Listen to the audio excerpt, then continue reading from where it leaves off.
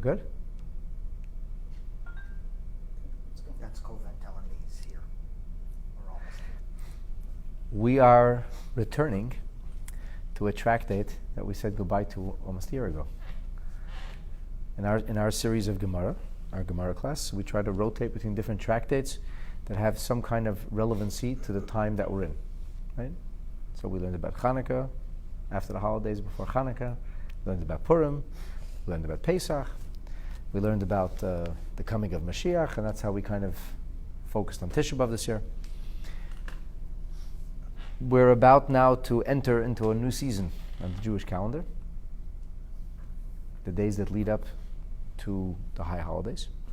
The first half of the high holidays are days of awe, Yomim Noiroim, and the second half of the high holidays are called days of joy, Zman Simchasenu.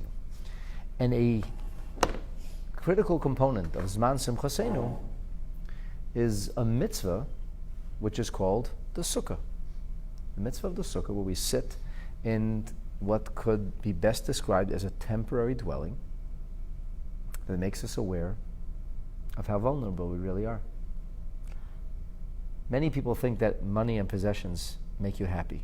But it's not true, because there's a lot of people who have a lot of money and they live in beautiful homes and they're very unhappy. And there are lots of people who don't have a lot of money and don't live in very beautiful homes, but they're very happy because they have meaning and they have purpose to life and so on and so forth. And Sukkot brings us back to the essentials. We're living in a reality which reminds us that in the end, the only security is Hashem. There's no security. When we open ourselves to those elements, we remember that when our ancestors traversed the desert for 4 decades, they did not have security save the protection that Hashem afforded them. The Sukkah is at once a dwelling, and at the same time, it is apart from all other kinds of structures or dwelling within the realm of Torah literature and halacha. And that's why I kind of called this series of classes, this is a continuation, we're picking up where we left off last year. I called it Home Alone. I know that's a movie, but whatever.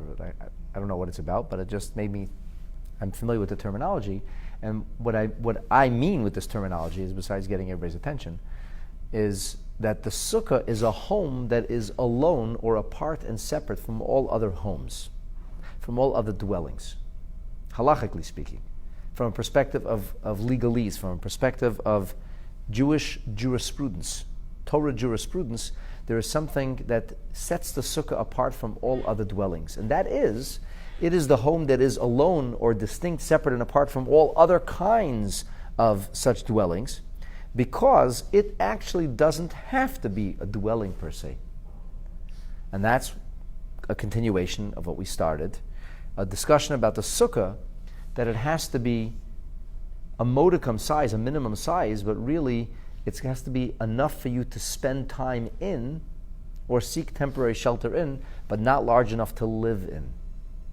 So the rule was that for something to be called a home, something to have the halachic designation of a bayit, that it has to have 4 amot by 4 amot, simply stated in English, 36 square feet.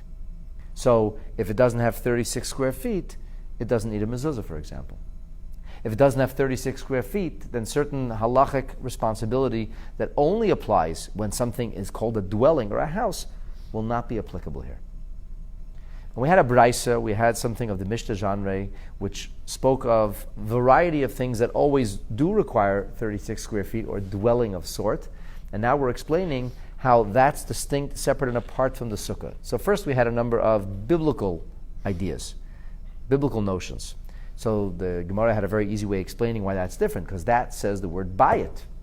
It says house. It's not a house. It's not a house. So I said, okay, but what about certain halachic designation that's based on rabbinic law? Because these are not talked about in the Torah. And so the Gemara methodically has been answering and explaining why here the dwelling would be necessary. It needs to be a place of dwelling. And if it's not a place of dwelling, it cannot serve the halachic or legal purpose. Whereas the sukkah doesn't have to be a place of dwelling, but rather a place in which I dwell. And if it's a place in which I dwell, even if it's not a dwelling, it can still be a dwelling of sorts, meaning it serves the purpose of enabling me to dwell in a temporary fashion. And that was the question we had, whether you have to be head, shoulders, and table, but certainly do not require the full space. This is the preamble, the preface, in which I hopefully have brought you back to where we were as we concluded studying Massechet Sukkah last year, and now we're going to continue to pick it up from there. So we're on page Gimel, which is the large folio pages of the Gemara. It's actually the second page, because every Masechet, every tractate begins from page Beis, not page Aleph, for number 2. We're always in the middle of learning. Learning Torah is circular. There's no beginning and there's no end. And on the second page, which is Daf Gimel, Amud Beis, side 2, and we're near the, let's say, I would say the bottom 30% of the page, or so. So if you're following along in the ArtScroll version, my guess is it would be 3b3 or something like that, or 3b4. The last thing that the Gemara talked about was something called Eruve Chatzeris. And I don't want to elaborate and explain what that is, but let's just say that there are certain times within the realm of Jewish legal requirements that we would have to have a cooperative of sorts fashioned that would enable us to experience the freedom of carrying and transporting items back and forth. It would, to create out of many jurisdictions one jurisdiction for the purposes of the laws of Shabbos. Shabbat requires certain jurisdictions, the honoring of certain jurisdictions, which things remain within a jurisdiction, a public domain and a private domain, and then rabbinically even a private domain, if it has many different kinds of jurisdiction within a single jurisdiction, that could also present a problem. And so the way to supersede that problem is to create a cooperation. And when there's a cooperative, a co-op, then all of these different jurisdictions become united by a common pursuit or goal, and then that would supersede the issues, the challenges, the problems. If you want to know more about that, just visit this class online, Home Alone 3. And now we're moving on to Home Alone 4. So let me give you some background so you'll understand how really and truly all of Torah is one. And it seems on the surface that's disparate ideas that have nothing to do with one another, but the more you learn Gemara, the more you see that all of Torah is like a single organism, a single body. It's all linked. So this is a rabbinic idea. It's a rabbinic idea. And because there's certain prohibitions which were put in place rabbinically, the rabbis also placed mechanisms to supersede those limitations. That is to say, let us imagine that there's a substance that the Torah says cannot be eaten. Can't be eaten. You're not allowed to eat it. Could there be any rabbinic loophole if the Torah says you can't eat it? The answer would be no. Can't have any loophole. Why can't you have a loophole? What do you mean? Because the Torah said you can't eat it. The rabbis can't tell you to do something that Hashem told you not to do. So, for example, if God told you not to eat milk and meat, then you can't eat milk and meat. And that would include even things which are put in place to prevent us from eating milk and meat cooked together. So even things which are not directly in the Bible, but related to this biblical idea, that would also be included in, we can't supersede that, there's limitations we have. What was to be if, for example, the Torah would say, you can't have milk, that which looks like milk, you can't have that with meat. So, that bacon instead of bacon, or like that fake schmapper instead of whopper, like, the fake cheese or fake meat. Let's imagine, I'm not saying this is the case, but I'm using something which is easy for people to relate to. Yeah, we all like food. So let's imagine that there would be a rabbinic prohibition that says you're not allowed to eat the look-alike of the cheeseburger either. Not only do you not eat the cheeseburger, you can't eat the look-alike cheeseburger either. So if there were to be such a rabbinic prohibition, and there kind of maybe a little bit is, because there's something called marasayim. Marasayim means appearance's sake. We have to keep up appearance's sake even if nobody's there. So, is there a way to supersede that prohibition? The answer is yeah, there is. What's the way to supersede it? So believe it or not, this fetish of having non-dairy dairy together with milk has been a shtick that Jewish people have been kind of playing around with for many centuries. Where did they do it? This is really cute. When did they do this? So there was a shtick on Purim. Purim, everything is upside down, and nothing is the way it seems. You're sitting next to somebody at the Purim Suda, he looks like a surgeon. You find out he sells shampoo. Why do you look like a surgeon? It's Purim. And the whole message of Purim is that we don't look only at the surface, we realize that there's something more that meets the eye. And that's the miracle of the book of Esther. It looks like God has abandoned us. It looks like stuff just happens. And Purim comes along and says, no. God is there. Go beyond the facade. Demask the reality.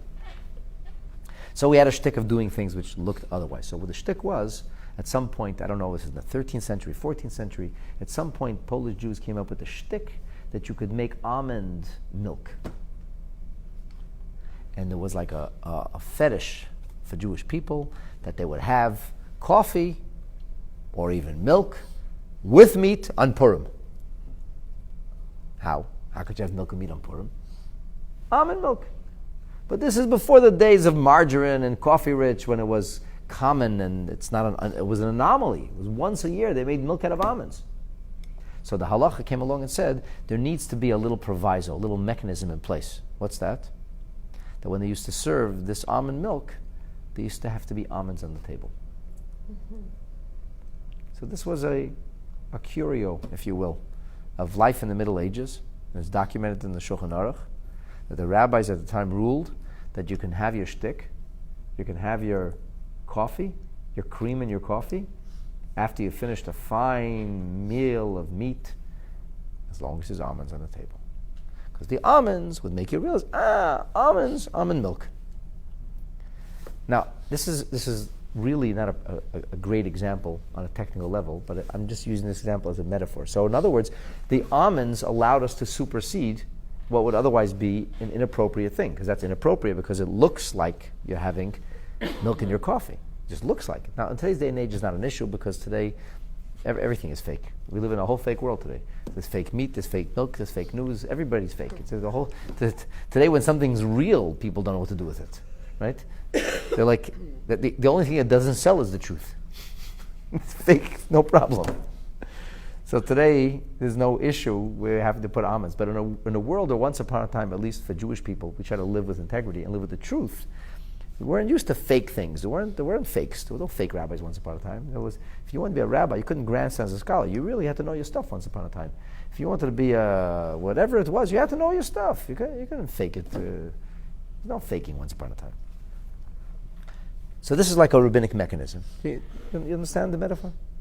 All right, now, we have this prohibition on Shabbos called Tchum Shabbos. Tchum Shabbos means that there's a certain amount of distance you're not allowed to walk. It's not a very big distance, 2,000 cubits. It's really not far. A cubit is 18 inches, 2,000. It's not very far.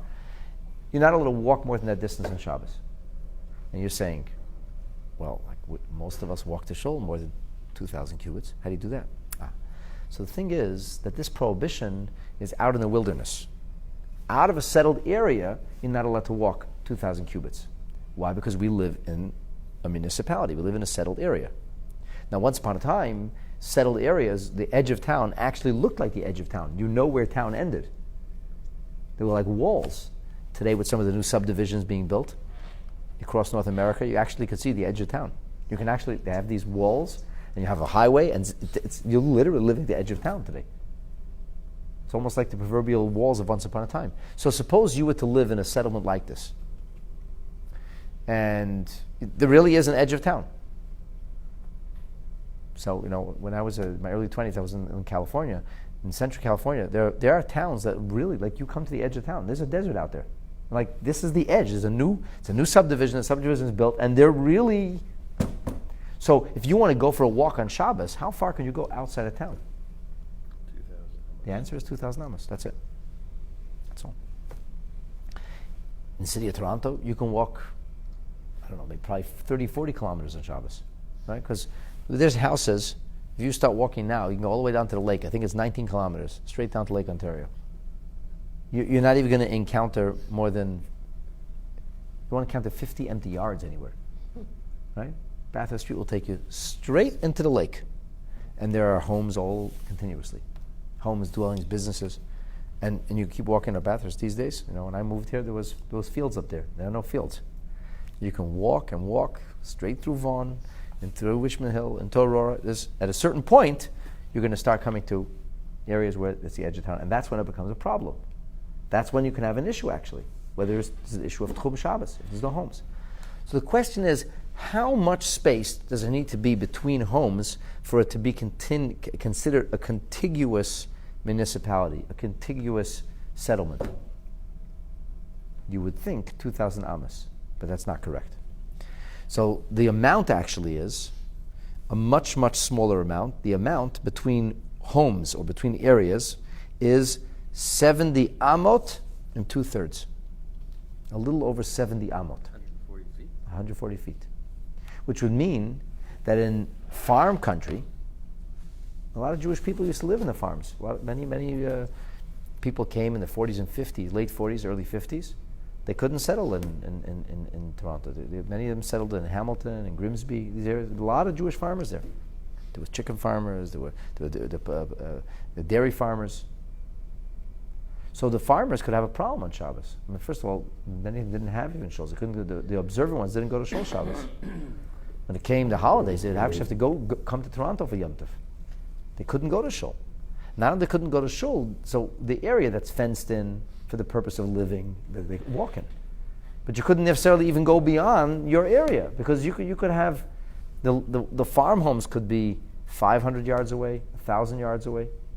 That's a problem of Tchum Shabbos. You understand? And the only way that could be changed is if it's actually fenced in for the purpose of living, for living purposes. For living purposes.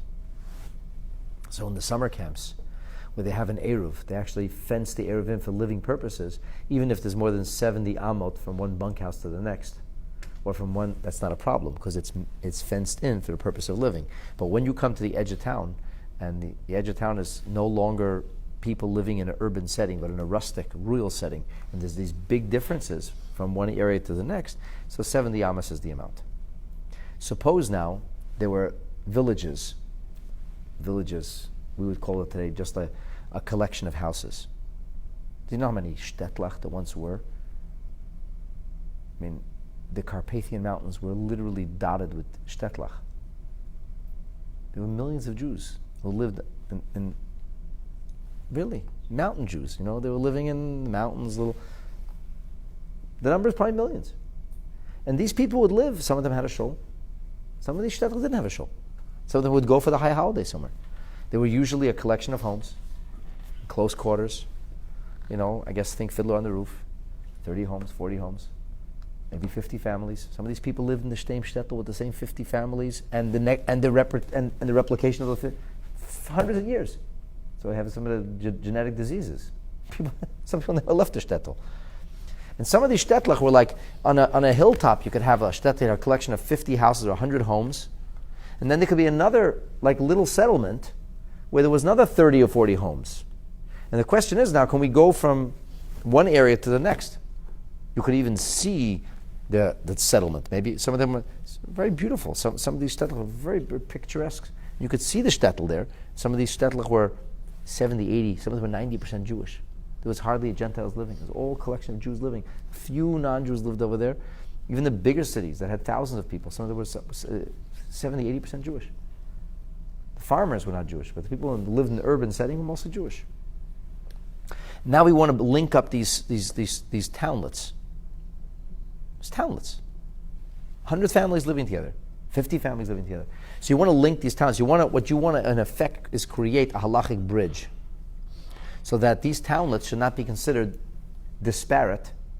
I'm not talking about municipal law. I'm not talking about taxes. This has nothing to do with what we would deal with today. This is purely a halachic consideration. When I have a halachic reality, how do I bridge shtetl to shtetl? So this was the next statement in the Mishnah. The Mishnah said, "Ein oisen oise ibur ben shtei ayaris." We do not make a bridge between two townlets. I'm talking shtetl Europe because that's not so far away from us. But really, the time of the Gemara, there were thousands of these little townlets across the land of Israel.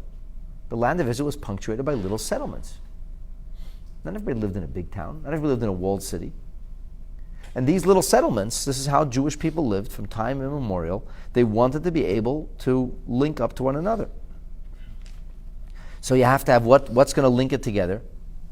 What's going to link it together is a home or a dwelling. What if there was no homes or dwellings? What might you do? You might build some homes or dwellings. And you might build these homes and dwellings for the sole purpose of creating continuity from one town to the next, so you wouldn't have a problem, let's say, on Shabbos, walking from one area to the next. Do you understand? This is what you call a halachic bridge. So we learned that you cannot make an ibur ben shtei ayaris unless the house is 4 amot by 4 amot, unless it has 36 square feet. So we're now trying to understand how you're so sure that the sukkah can be a sukkah, even if it doesn't have 36 square feet. Even something as simple as a bridge, to bridge towns, you need to have 36 square feet. If you need to have 36 square feet to bridge towns, for sure a sukkah would require that. So the Gemara says, "Da'afilu ki burgonin le'mashvinin." Burgonin are a reality of royal Israel in ancient times, and for all I know, maybe today also, where people in the summer knew it wasn't going to rain. It didn't rain in the summer. I had a cousin who was here a couple of years ago. He came in the summer. He said, "What kind of crazy place is this? It rains every 2 days." I thought it's the summer here. I said, "It is." He said, "Why is it raining?" I said, "You have no idea what the winter is like over here." Here it rains. He says, "I would bring a raincoat. In Israel, it doesn't rain. It doesn't rain in the summer." I said, "Yep, that's true." And here it does. Here it does. It rains a lot. It rains very often. So in other words, in a place where it doesn't rain, what kind of shelter might you need to create for farmhands or in that kind of rustic setting? What kind of shelter would you need? A roof, something over your head. It could be very simple. It wouldn't have to be a sophisticated, watertight kind of dwelling. It's not going to rain anyway. You just needed a shelter. You need a place to be able to find some shelter. Shelter from the heat, shelter from the sun, the shade during the day. So people who are out there working in the fields, think of it like, we call it in Canada the bivouac. People they're spending time outdoors. Once upon a time, there wasn't an activity. People had fun. They went outdoors. They would be shearing the sheep or whatever else it was, or cutting the harvest. It was an hour's walk or 2 hours walk to where you live. To walk 2 hours every day, walk out to the field for an hour and a half or 2 hours, and then work, and then walk back 2 hours. It didn't pay. You worked. People would go out there. They would work, and they would be spend a few days there. Where would they sleep? Whatever. They slept. They had something makeshift, and they slept on the job. This is like home on the prairie kind of thing. They put up a little campfire. They took care of themselves. That's how they lived. So these are called burgonin. So even they said that a home that doesn't have 36 square is not even a burgon. It's not even like this temporary hut. Why not? Why not? Because the burgonin actually could bridge the cities. If you had burgonin, little huts like this, that were less than 36 square feet, it could bridge the city. But the house, the little tiny structure, a little tiny home, if it doesn't have 4 amot by 4 amot, it would not serve to bridge the city. Why not? The answer is very simple. Because my time is, says Gemara. Why?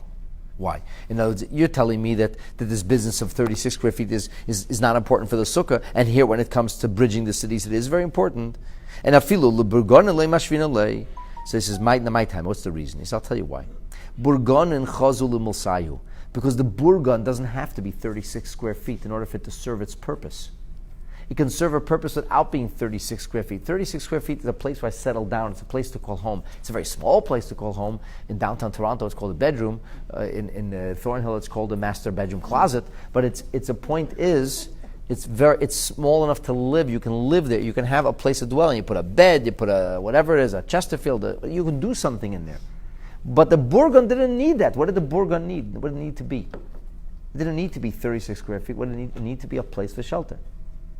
So, like you have these bus shelters where people wait for the bus. Why do they build bus shelters? I'll tell you why. Because in the summer it's very hot and the sun's beating down, and people waiting 10 minutes for a bus or 15 minutes for a bus. It's very hot. Or in the winter, maybe snowing, maybe raining, the wind is howling. It's not exactly warm in the bus shelters, but at least you have like some glass around you. At least you don't feel the bite of the wind. Most bus shelters are not 36 square feet. Why not? Because you don't live in a bus shelter. You take shelter waiting for a bus in a bus shelter. So because you take shelter waiting for a bus in a bus shelter, doesn't have to be. Now these new bus shelters they're building are enormous. Why? Because I don't know. Somebody imagines that it's going to be hundreds of people taking the buses. I'm not so sure that's happening, but yeah, it looks to me like a waste. But I don't know. The point is, the bus shelters up until very recently, the old bus shelters still were small. Why? Because it served this purpose. How many people waited for a bus? 4 people, 5 people, 10 people. That's a waiting. You squeeze them in. In the winter, they're happy to be together. It's a little warmer. So, in other words, if something serves its purpose, it could be a shelter. The burgan is a shelter. It serves its purpose. It doesn't have to be a size, because in order for it to serve its purpose, it has to be a roof over your head. It has to be a little bit of shelter. It doesn't have to be a dwelling. But this home, the home has to be a dwelling. So the Gemara says, the burgan is chazil milsayu. V'haile chazil milsayu. But this would not serve its purpose. And because it wouldn't serve its purpose, therefore, it would not be considered the appropriate bridge from one town to the next unless it had 36 square feet. Because then, once it had 36 square feet, it could be a home, a dwelling, a temporary, maybe not a comfortable, a small, but nonetheless, at least a dwelling. Didn't you say that it was a bridge? I said it has to have 36 square feet. It has to be dalad amos. That was our question. Right? That was the issue. Let's take a look in Rashi. Rashi says, burganin. What is a burgan? He says this is a tzrif sha'isen min arav v'kanim. This is like just a little hut, little shelter. It's made of like foliage, and it's made l'shem repairs. People are out there that are doing the farm work. It was very common, like in the book of Rus, like people would stay in the field sometimes. So it was a normal thing to do. Or l'tzai de oifes, there were people who made a living out of trapping birds. So the bird trappers, they couldn't do bird trapping in the middle of a town. They had to go out to a wilderness kind of place. So they go out to a wilderness kind of place. It didn't pay to go back and forth. You were there, you camped out. V'tanya be'eruvin, we learned in Eruvin, in the Peder Ketzad Marvin, which is on page 45 in Massechet Eruvin, burganin misabrin ima. A burgan actually would work to bridge a town.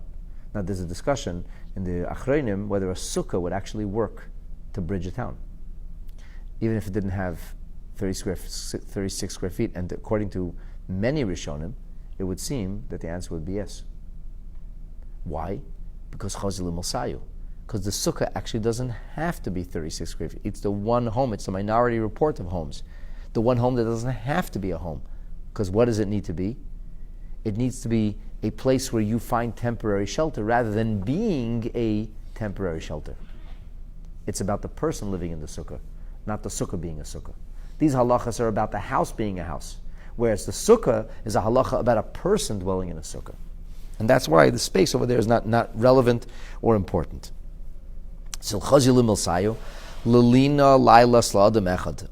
A person can find some shelter. He can spend the night. Just like people spend the night and they go out camping in a tent. You call that a place to live?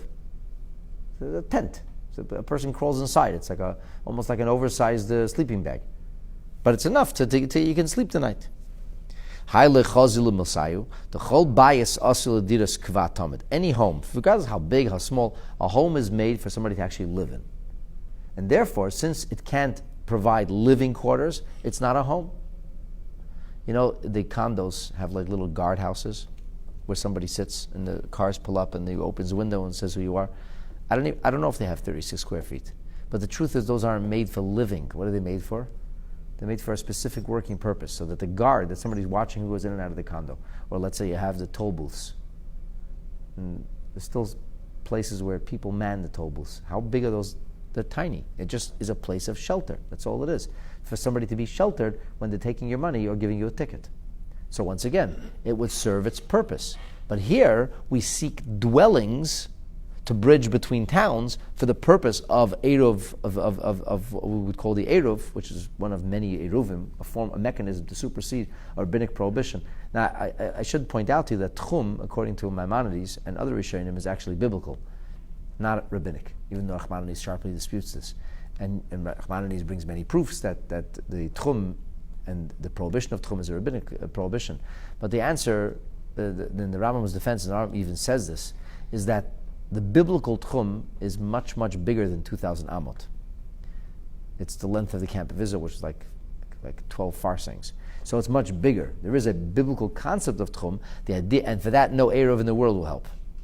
When does the Eruv help? For the rabbinic requirement, the rabbinic smaller, much smaller amount, that can be superseded with the idea of this Eruv. For the Eruv, you need to have a home. The home would have to be the size of appropriate home, and that's why we talk about 30 square feet, whereas when we talk about the concept of Sukkah, it doesn't apply. Okay, so this is the first part of today's class. Dismisses, explains to you why, for the linkage of towns, for Eruv purposes, it would have to have 36 square feet. That does no way obligate the Sukkah or make a requirement for the Sukkah to have that modicum of space, because the Sukkah doesn't serve a purpose in that way. All right, the next piece of Gemara. Now we're going to travel somewhere else. Now we're going to go into real estate law. And real estate law, and we're also going to talk about inheritance, and we'll talk about partnership. So this will involve understanding of different, what we call jurisdictions, halachic jurisdictions, and how we might operate when jurisdictions are shared or perhaps might overlap. So this is how it goes. Let me give you some background, quick background to us understand the next piece of Gemara. Objects, property, under certain conditions, even people, they can be owned. They can be owned by a person, by an agency, by a jurisdiction. And then ownership could shift. You go from one jurisdiction to the next jurisdiction. So let's make it easy. Let's talk about real estate. Let's talk about objects. Objects in real estate is owned by party A. Okay, let's call him Reuven. Reuven owns party A. Reuven is now going to sell a piece of property, or he's going to gift a piece of property, or sell an item to party B. What happens? There's an exchange of currency, exchange of consideration as it's called, or maybe there's an active acquisition, and that could affect the sale. Or maybe there's no sale, maybe there's a gift. Still, jurisdiction A changes to jurisdiction B. Simple. What happens, however, in a situation of inheritance? Inheritance, according to halacha, is very different than the kind of transfer that takes place under the aegis of sale or gift. Because selling or gifting requires a change of jurisdiction. It leaves the ownership of jurisdiction A, it travels to the ownership of jurisdiction B. When we talk about inheritance, we're talking about the object remaining in the original jurisdiction. However, the jurisdiction itself is modified. That is to say, Reuven died, and now Shimon, his son, became the heir. Maybe let's make it easier. Maybe Yaakov died, and Yaakov left 12 sons who are now his heirs. So the jurisdiction didn't change. The object didn't change, go from Yaakov's jurisdiction to the Shvatim's jurisdiction. What happened is that Yaakov's jurisdiction was modified. Yaakov's jurisdiction used to be represented by one principal, and the principal's name was Yaakov. And in a situation of inheritance, now the jurisdiction remains the same. It hasn't left jurisdiction A to travel to jurisdiction B. How many principals are there now in that jurisdiction? The answer is 12. And the names are Reuven, Shimon, Levi, Yisachar, Zvulun, so on and so forth. So let's say we have a situation of inheritance. Or another possibility could be that a jurisdiction was to begin with created in a cooperative way. So two people pooled resources and they created a shared jurisdiction. In antiquity, this would happen literally when people would take cash, they would take money and put it in a bag together, okay? So I brought 50 gold coins and you brought 50 gold coins. We put it in a sack together of 100 gold coins, and we went and we purchased a property for 100 gold coins. Who owns this property now? The answer is a jurisdiction. Who are the principals of the jurisdiction? Reuven and Shimon. Who is the owner? Reuven and Shimon. Well, who owns the property? The jurisdiction. This is the forerunner of the modern day corporation. Who are the principals of the corporation? Okay, so you find out who the principals of the corporation are. And the principals of the corporation actually own this property. Own the jurisdiction. Well, they are the jurisdiction. The jurisdiction owns things, they are the jurisdiction. So a jurisdiction could be one individual, he is the jurisdiction, or it could be multiple people in the jurisdiction. When we have a situation of an inheritance, what we have is a jurisdiction that remains, but is modified. It could be modified because there was a man named Avram, and then he passed on, and now his son named Yitzchak became the jurisdiction. So Yitzchak is Avram now. Like it says in the pasuk, Tachas Avesecha Yibanecha, that the children replace the parents actually. And we believe that Avram lives on. How does he live on? Like it says about Yaakov, Mazare b'chaim afu b'chaim. As his children live, he lives. In a halachic way, that means the jurisdiction lives on. The jurisdiction didn't die, the jurisdiction didn't disappear. It's just now there's a new principle for the jurisdiction. What if there was multiple children? Then there are multiple principles where there was one principle. So what happens if these brothers don't get along? Can you imagine such a thing? An inheritance? And they're fighting. Discord. Yeah, discord. So who owns the property now? So the answer is Reuven, Shimon, Levi, Yehuda, Shachar, Zvulun, and they're killing each other. What are they going to do now? So the simple answer would be, we could take this jurisdiction, which initially was made up of 12 principles, and we could actually divide the jurisdiction. We can break up the ownership. We can take this object which is owned, we could say, we don't want to be in a jurisdiction together. I don't want to share jurisdiction with you. So the brothers, who initially were principals in one jurisdiction, can choose to divide the jurisdiction and say, I want my jurisdiction to be separate and apart from yours. And so I'm going to take my piece of this inheritance, and I'm going to take it into the jurisdiction that I had before. Because before, Reuven was a jurisdiction. Reuven owned property, and Reuven was a jurisdiction by himself. Now all of a sudden he gets subsumed into his father's jurisdiction, and he owns his father's things. So he says, I don't want to be in a shared jurisdiction anymore. I want to divide that which has come our way. I don't want to be owning this in a common fashion. Let's make it very simple. One piece of property, that was the whole jurisdiction. It's one home. It's one courtyard. It's one field. So we could now force a division. You could force a division. And here it gets very interesting. The halacha comes along and says, you can't just force a division if you don't have what to divide. So let's say you have a very, very small field. The guy owned a little tiny patch, a garden patch. That's all he owned. And he's got 12 sons now fighting over a little garden patch. Okay, it's 10 feet long and 13 feet wide. It's a garden patch. It worked fine for one guy. He was a happy old man planting his cucumbers and harvesting them. He was doing great, right? Then I get 12 people. You can't even forget the cucumbers. You can't even fit 12 people in there. So what are you going to divide the land up into 12 little pieces? Everybody's going to it'll work if it's a cemetery, but that's about it. How are you going to divide this up? Wait, you need 4 amas and 4 amas. So we have limitations. Say, okay, if it's divisible, which means I can still utilize something of this, fine, then we can do it that way. We could do it that way. Second, we'll divide this up. Let's say it was a house. Let's say the house had 12 rooms.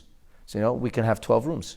We'll make this house, we're just going to live in one-room dwellings, single-room dwellings, and there'll be 12 different people. We'll have a common hallway, and boom, presto, we have a motel now.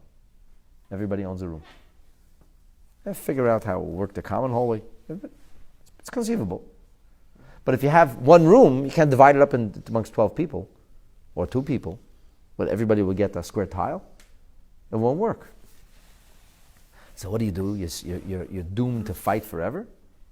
So no, there are ways of dividing it. How could you divide it? You could actually sell the property and then divide the money, which very often would happen. Another way is something called gudei asik. You could say to a person, make me an offer, or I'll buy you out.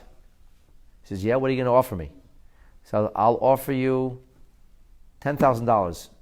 $10,000, he says? That's a steal. This is worth $25,000. Okay, he says, great, I'll sell it mine. If you think it's a steal, give me $10,000 and take my property. In other words, it's going to be fair because somebody's going to walk away with the property and somebody's going to pay the money. So whatever it's going to be is going to be fair. You think it's a steal? Great, I'll take $10,000 and run. So either way, we could force that kind of division. These are the kinds of things we would do when there isn't enough to divide. This is what the next piece of Gemara is about. So now that you have that little bit of background, the Gemara continues on and says like this. Ein ha'achin v'ha'shutafin, brothers or partners, cholkin, cannot divide a house if it's less than 4 amot. It's got to have something to divide. So the Gemara says, well, 1 second. I don't understand this.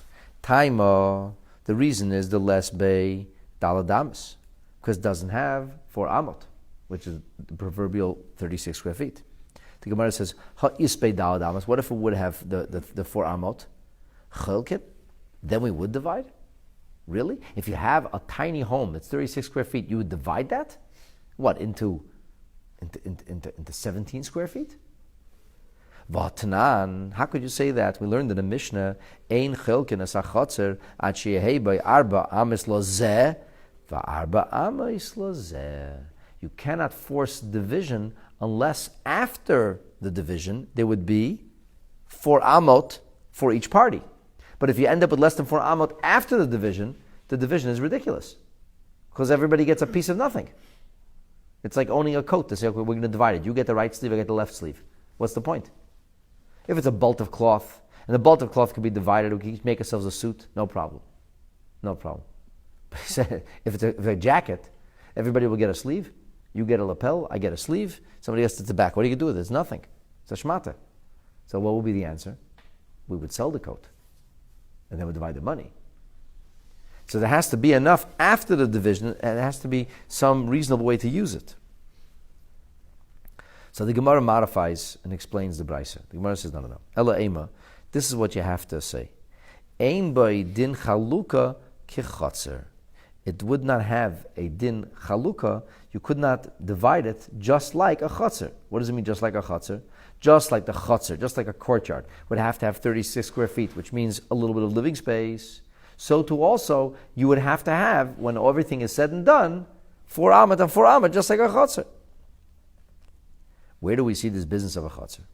So here the Gemara goes off now into even a more interesting way. This is like a division within a division. The Omar Rav Huna says, chotzer lefi psahachea mischalekes. A chotzer, a courtyard, would be divided in accordance or as per the amount of doorways. So let me explain what this is going on here. Let me explain this. You know, in Amsterdam, in the ghetto, they have very, very narrow homes. It's a very strange thing. You don't find it anywhere else. Very narrow homes. Why are they so narrow? Because they used to pay taxes, property tax, on the frontage.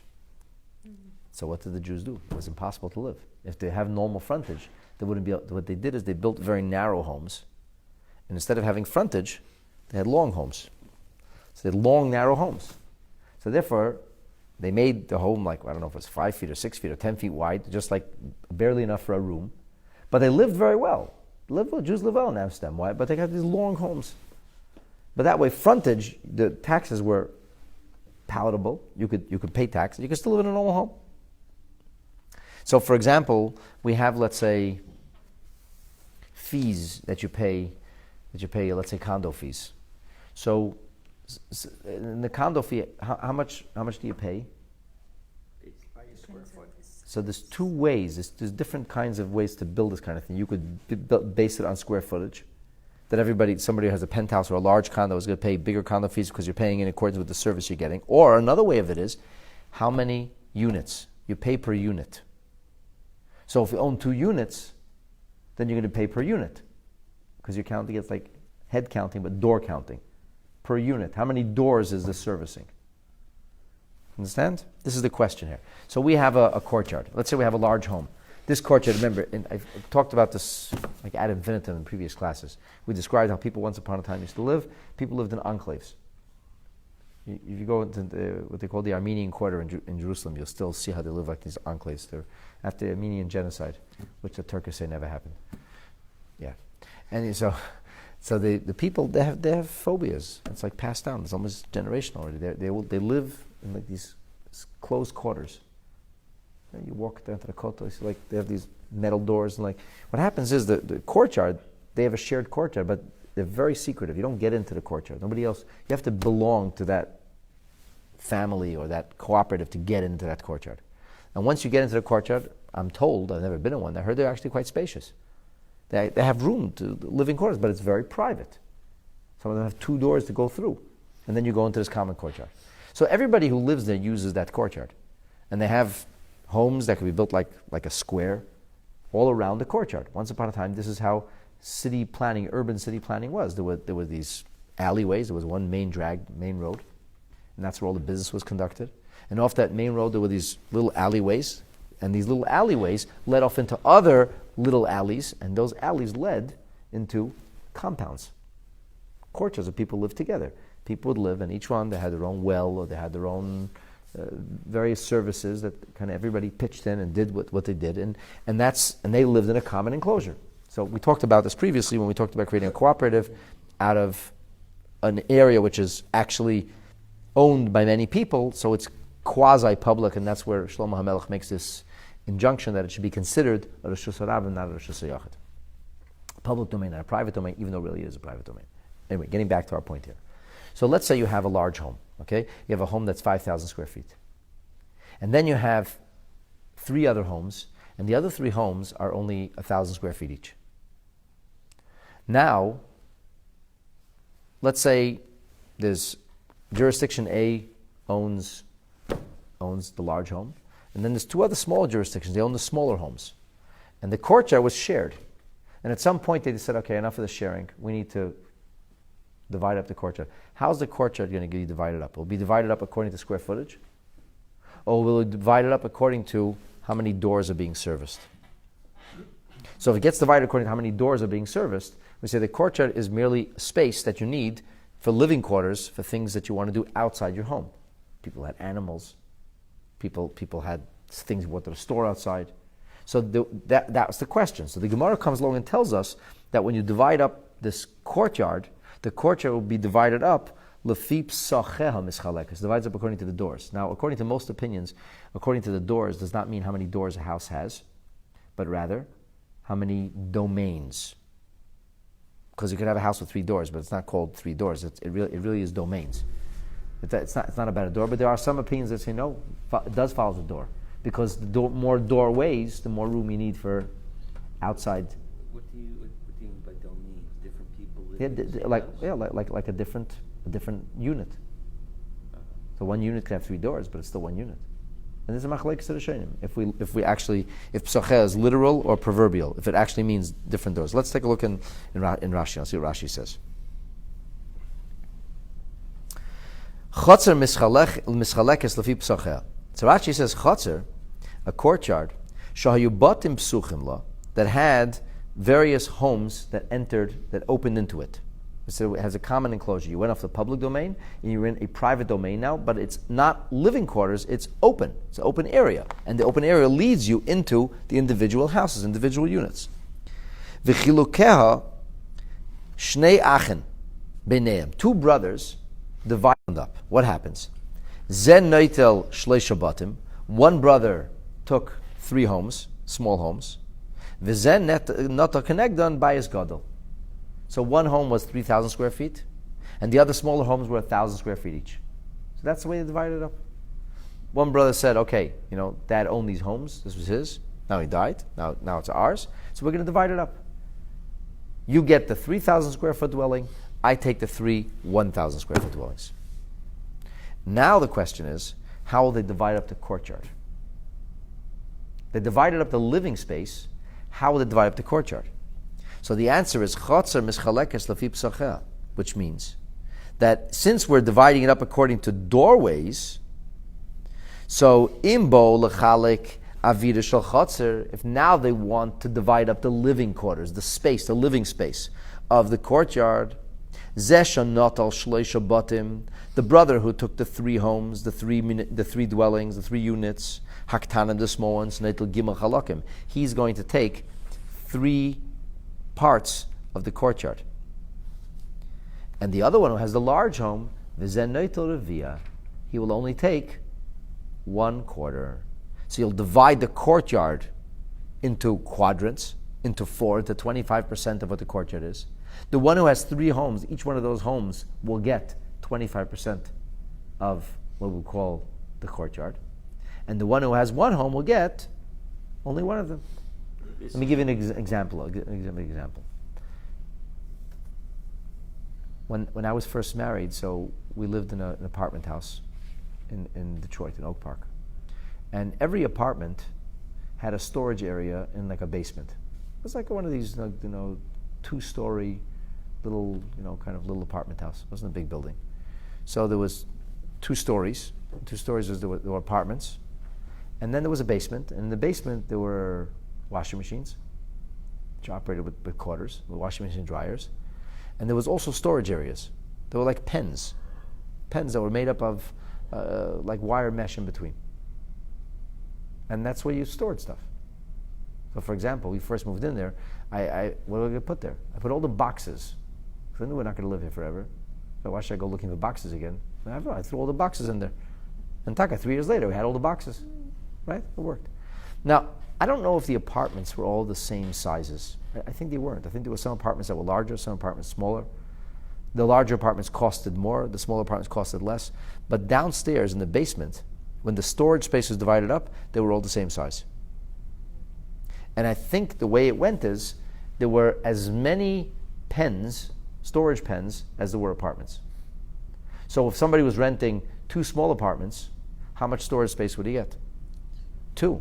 But they were all the same size. Somebody could rent 1 apartment in which he was the size of 2 apartments, maybe 2 units. He had a large unit. So let's say somebody was living in a unit that was 500 square feet. Another unit was another 500 square feet. And somebody else was living in a large unit that was 1,000 square feet. And he was paying rent for 1,000 square feet. But when it came to the storage pen, which let's say was like 50 square feet or something, everybody, the one who was renting 1 smaller unit or 3 smaller units was getting 3 storage pens.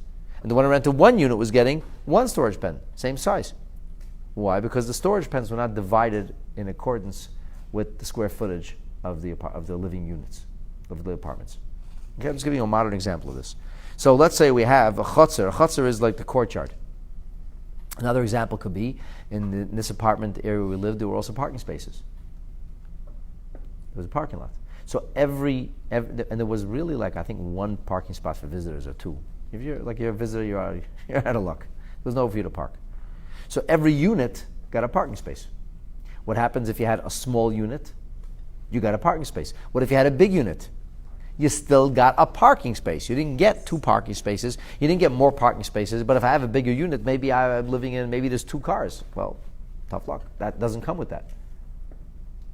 You follow? So this will be modern examples of what the Gemara is talking about over here. And Rashi explains it. He says, the reason that you would divide the courtyard up in this way is lefisha hachatzer asui liyitzia ubia, because the chutzner, the courtyard, is devised for purposes of entering and leaving. It's about loading up the animal. People had animals those days, or whatever else was storage area. That's what it was for.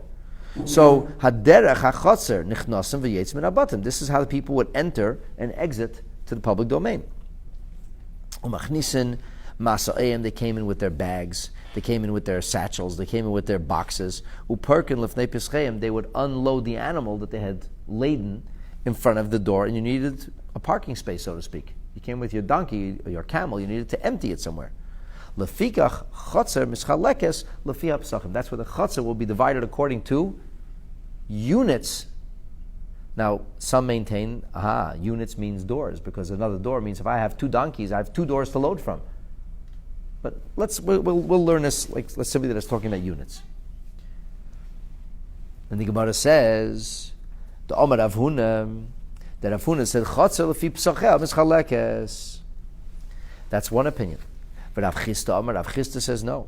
Noisen lechol pesach o pesach, each door receives arba ames. You're right. There is an element of loading and unloading. How big is the area of loading and unloading? 36 square feet. We have, again, our proverbial 36 square feet. And then, what if it's a large courtyard? What if this courtyard has got 500 square feet? It's a big courtyard. So every door, every unit will have its own 36 square feet. And if you have 5 units, 5 tiny units, you're going to get 5 such areas. And if you have 1 large home, which is the equivalent to those 5, you're going to get 1 area, 136 square feet area. But Rav Chisda says the rest will be divided up in accordance with square footage. A larger unit, a larger home, more courtyard. Smaller dwellings, less courtyard. You follow? So he says, that's the meaning when he says that you divide up the home like the chotzer. That's the meaning of what he says. The 36 square feet is equal for everybody. The rest of it will be divided in accordance with square footage. Pesach says of Chistav, every door gets 36 square feet, arba ames, v'hashar chel k'neseh b'shava. The rest will be divided in accordance with the square footage of the living quarters. Tahani mili bayis dilumehevi koi yohivnalei. So the reason he says is, what's the reasoning behind this? If Chistav gives according to, so to speak, every door, and he says you divide it up in accordance with the areas of living quarters, says that the Hani Mili, these words are only bias del mehavikoi. It's because a home, a unit, yohivni lechotzer, a unit needs a packing and unpacking area. In Thornhill terminology, a mudroom. Every unit needs a mudroom. You come in there, you got to take your boots off. There's an area like that. But this home that doesn't have 4 amot, 36 square feet, a home that doesn't have in and of itself 36 square feet is not a living quarters, and therefore what's it going to be used for? If somebody has a unit that's less than 36 square feet, he's just going to knock it down basically. And because he's not going to be using that as a living quarters, that's why that's why he doesn't get a courtyard. The 36 square feet courtyard only goes to the homes, to the units that are 36 square feet. If the 36 square feet aren't found in the unit, they're not going to get the chatzar either. That's the meaning of the brisa. So now we understand, and what's the reason? The Gemara is very simple. Because it's made to tear down. It's not made to live in. In other words, the point is, your question was, I don't understand. The sukkah should have to have 36 square feet, just like the homes have to have 36 square feet in order to divide up or to get the 36 square foot unit of the area in front. The Gemara came back and said, no. That's because the home or dwelling is not a dwelling with a 36 square feet. And the dwelling that's going to be lasting needs to have a courtyard attached to it or a portion for it. When it's not 36 square feet, it's not going to require that. Why? Because in the end, it will never be a dwelling. And that's why the sukkah remains the home alone, separate from all other dwellings. And with this, we finished now. This is the final qualification in explaining how the sukkah is different from all other dwellings, that all other dwellings do require the concept of the 36 square feet limitation. That's the modicum amount that enables it to be called a bayit. But to call something a sukkah, I do not have to have that notion of the 36 square feet. And with this, we conclude the Home Alone series, the difference of how sukkah is different from all others, and we'll go back to the discussion which the Gemara started on the first page, sukkah height. Right? So we have an issue of height. And we find out that sukkah size matters. If it's too tall, if it's too short. Till now we talked about the area, the space. We said sukkah size doesn't matter. The size is irrelevant. As long as you can get head and shoulders in, you're good. Where is there limitations though? When it comes to height and how far the schachaway is, and we had a discussion with this earlier in the Gemara with 3 different opinions. So now the Gemara is going to return to the discussion of the sukkah heights. To be continued. Got it?